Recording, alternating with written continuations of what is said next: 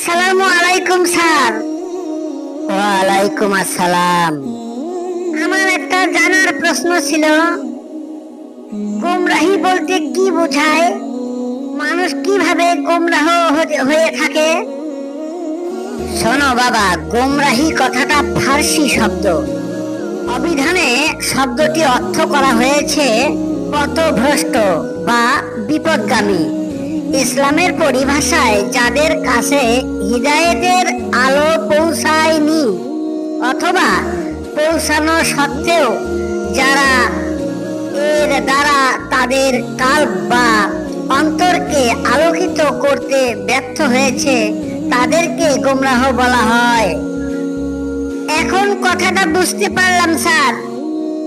এই সম্পর্কে পবিত্র আল কোরআনে আল্লাহ পাক বলেন, হে রাসূল সাল্লাল্লাহু আলাইহি ওয়াসাল্লাম, তারা যদি আপনার কথায় সাড়া না দেয় তবে আপনি জানবেন যে তারা শুধু স্বীয় প্রবৃত্তিরই অনুসরণ করে থাকে। আর আল্লাহ হিদায়াতের পরিবর্তে যে ব্যক্তি স্বীয় প্রবৃত্তির অনুসরণ করে তার চেয়ে অধিক পথভ্রষ্ট আর কে হতে পারে? সূরা আল কাসাস আয়াত 50। সুতরাং গোমরাহ অর্থ সুমহান আল্লাহ ও তার মনোনীত বা নির্দেশিত পথ সম্পর্কে জ্ঞান শূন্যতা, আর এভাবে মুক্তির পথ সম্পর্কে অজ্ঞানতার অন্ধকারে নিপতিত থাকা। প্রকৃত পক্ষে গোমরাহি হচ্ছে অন্ধকার এবং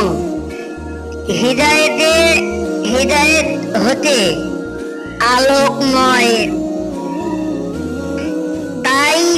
তাই মানুষকে গোমরাহি অন্ধকার থেকে উদ্ধার করে আলোকময় পথের সন্ধান দিতে যুগে যুগে নবী রাসূল আগমন করেছেন। যেমন হযরত মুসা আলাইহিস সালাম প্রসঙ্গে আল্লাহ বলেন, আমি তো মুসা আলাইহিস সালামকে আমার নিদর্শন সহ প্রেরণ করে বলেছিলাম যে আপনার সম্প্রদায়কে অন্ধকার থেকে আলোর পথে বের করে আনুন। সূরা ইব্রাহিম আয়াত 5। যার ভাগ্যে কোনো হিদায়াতকারী মহামানব নেই সে গোমরাহিতে থাকবে, কেননা মুর্শিদ বিহনে একাকী ইবাদত করে কখনো হিদায়াত লাভ করা যায় না। এই শ্রেণী গোমরাহদের সম্পর্কে পবিত্র কোরআনে ইরশাদ করেছেন, আল্লাহ যাকে গোমরাহ করেন আপনি কখনো তার জন্য কোনো মুর্শিদ বা পথ প্রদর্শনকারী অভিভাবক পাবেন না। সূরা আল কাহাফ আয়াত 17। প্রকৃতপক্ষে এই গোমরাহ শ্রেণীর লোক মুর্শিদ বা হিদায়াতকারী মহামানবের সন্ধান করে না, কিংবা মুর্শিদের সংস্পর্শে যাওয়াকেও অবজ্ঞা করে থাকে।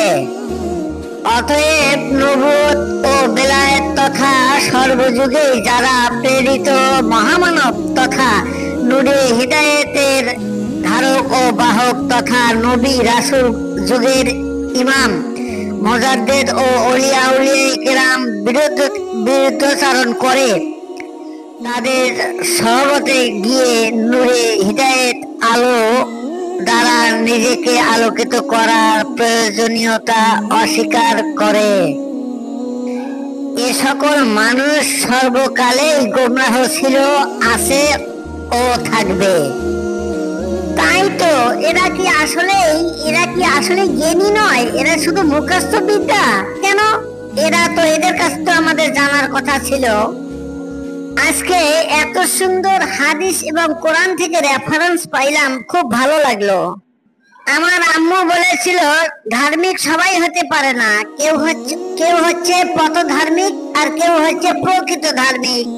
যারা পথধার্মিক তারা পথ চলার জন্য টাকার প্রয়োজন হয়, বিধায় তারা ধর্ম বিক্রি করে সেই টাকা দিয়ে সংসার চালায়, পথ ধার্মিক। আর যারা প্রকৃত ধার্মিক তাদের পড়াশোনা করা লাগে না, তারা আল্লাহর ঐশ্বরিক জ্ঞান তাদের ভিতরে যখন প্রবেশ করে তখন তারা আল্লাহর নির্দেশেই ধর্ম করে এবং ধর্ম প্রসার করে। তুমিও তো বাবা সুন্দর সুন্দর কথা জানো। না, আমি মার কাছে শুনেছি। তাহলে আজকে আসি। আসসালামু আলাইকুম।